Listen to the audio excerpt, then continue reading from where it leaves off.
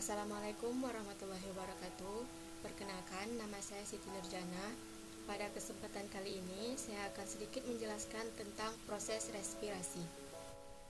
Proses respirasi atau proses pernapasan adalah peristiwa ketika kita menghirup udara dari luar yang mengandung oksigen atau O2 serta menghembuskan kembali udara yang masuk tadi yang banyak mengandung karbon dioksida atau CO2 sebagai sisa dari oksidasi yang keluar dari tubuh. Ketika kita menghirup udara ke dalam paru-paru, itu disebut inhalasi atau inspirasi, dan ketika kita menghembuskan kembali udara tersebut keluar dari tubuh, itu disebut ekspirasi atau ekshalasi. Sistem respirasi ini terdiri dari dua bagian, yaitu yang pertama, saluran nafas bagian atas. Udara yang masuk pada bagian ini itu dihangatkan, disaring, dan dilembabkan. Yang kedua yaitu saluran nafas bagian bawah atau paru. Ini merupakan tempat pertukaran gas. Pertukaran gas ini terjadi di paru, lebih tepatnya di alveoli, yang merupakan tempat terjadinya pertukaran gas antara O2 atau oksigen dan CO2 atau karbon dioksida. Selanjutnya yaitu ada ventilasi paru. Di sini ada sedikit gambaran tentang proses pernafasan. Dalam prosesnya, pernafasan melibatkan semua organ pernafasan. Organ-organ tersebut bekerja sama untuk membantu tubuh dalam melakukan pertukaran gas antara paru-paru dan pembuluh darah yang selanjutnya disalurkan ke seluruh sel-sel tubuh atau dihembuskan kembali ke udara. Ada dua jenis pernafasan. Yang pertama ada pernafasan dada. Pernafasan dada ini merupakan pernafasan yang melibatkan otot tulang antar rusuk. Ada dua fase pada pernafasan dada. Yang pertama yaitu fase inspirasi atau biasa disebut kontraksi, yaitu pemasukan udara. Pada fase ini, otot pada bagian antar tulang rusuk mengalami kontraksi. Maka tulang rusuk tersebut akan terangkat sehingga rongga dada akan membesar. Dan ketika rongga dada membesar, maka tekanan udara dalam paru-paru akan menjadi lebih kecil dari udara yang ada di luar, sehingga udara dari luar masuk ke dalam paru-paru. Yang kedua yaitu ada fase ekspirasi atau biasa disebut dengan relaksasi, yaitu pengeluaran udara. Ketika fase ini otot tulang rusuk kita berelaksasi atau mengendur, maka tulang rusuk akan tertekan sehingga rongga dada akan mengecil. Akibatnya tekanan udara dalam paru-paru membesar sehingga udara akan keluar dari paru-paru. Ini adalah sedikit gambaran tentang pernapasan dada. Dimulai dari udara masuk melalui hidung, lalu melewati tenggorokan dan masuk ke paru-paru. Di sini otot tulang rusuk berkontraksi sehingga rongga dada mengembang seperti yang bisa kita lihat di gambar ini.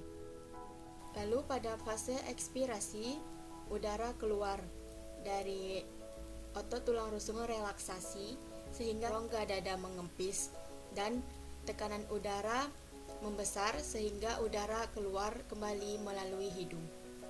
Selanjutnya yaitu ada pernafasan perut. Pernafasan perut ini adalah pernafasan yang melibatkan otot diafragma. Letak otot diafragma ini berada di antara bagian dada dan perut. Pada pernafasan perut ini juga terdapat dua fase. Yang pertama yaitu fase inspirasi atau fase ketika kita menghirup udara. Pada bagian ini otot diafragma mengalami kontraksi atau menegang. Akibat dari kontraksi atau diafragma ini adalah bentuk diafragma menjadi datar dan volume bagian rongga dada akan membesar dan tekanan pada rongga dada menjadi lebih kecil dibanding tekanan udara luar. Ini membuat udara yang berasal dari luar masuk ke dalam paru-paru. Yang kedua yaitu ada fase ekspirasi atau menghembuskan nafas. Pada fase ini otot diafragma mengalami relaksasi atau mengendur, sehingga bentuk diafragma akan kembali ke bentuk semula yaitu melengkung dan volume pada rongga dada mengalami pengecilan dan tekanan udara pada rongga dada membesar.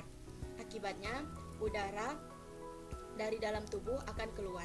Ini adalah sedikit gambaran tentang pernapasan perut. Dimulai dari udara masuk melalui hidung lalu melewati tenggorokan. Di sini otot diafragma berkontraksi.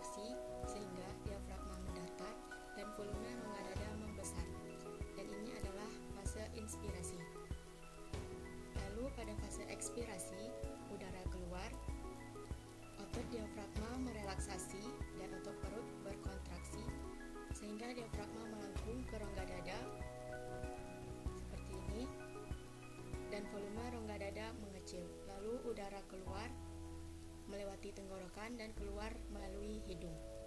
Selanjutnya yaitu ada difusi atau pertukaran gas.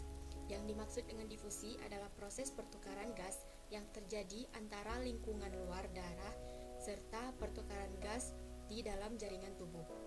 Difusi akan terjadi dari daerah yang konsentrasinya lebih tinggi ke daerah yang konsentrasinya lebih rendah. Pertukaran gas ini adalah pertukaran antara oksigen dan karbon dioksida. Saat oksigen masuk, maka karbon dioksida akan dilepas oleh kapiler alveoli untuk dibuang.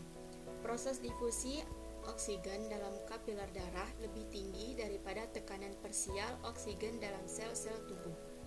Setelah sampai di jaringan, oksigen digunakan untuk respirasi sel, yaitu mengoksidasi zat makanan sehingga menghasilkan energi. Selanjutnya yaitu ada pertukaran gas dalam alveolus.